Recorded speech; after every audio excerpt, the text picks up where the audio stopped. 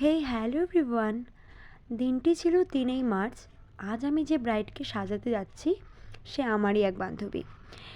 তো আমার লোকেশন ছিল মাটিগাড়া। ঠিক সময় মতো আমি আমার লোকেশনেও পৌঁছে যাই। লোকেশনে পৌঁছানোর পর আমাকে ব্রাইড বলে যে তার বসতে টাইম লাগবে এখনও মিনিমাম 3 ঘন্টা থেকে 4 ঘন্টা।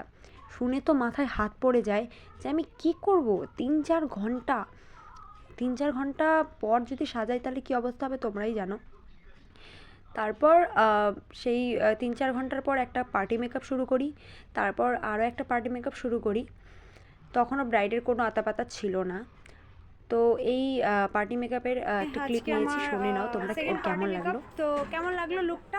আমি যেমন চাইছি একদম এমনই হয়েছে। আর ভালো লাগলো। ফার্স্ট টাইম মেকআপ করলাম, অনেক ভালো লাগলো। আচ্ছা, থ্যাংক আমার ইউ। মনের মতো হয়েছে। তো তোমরা শুনেই নিলে ওর কেমন লাগলো।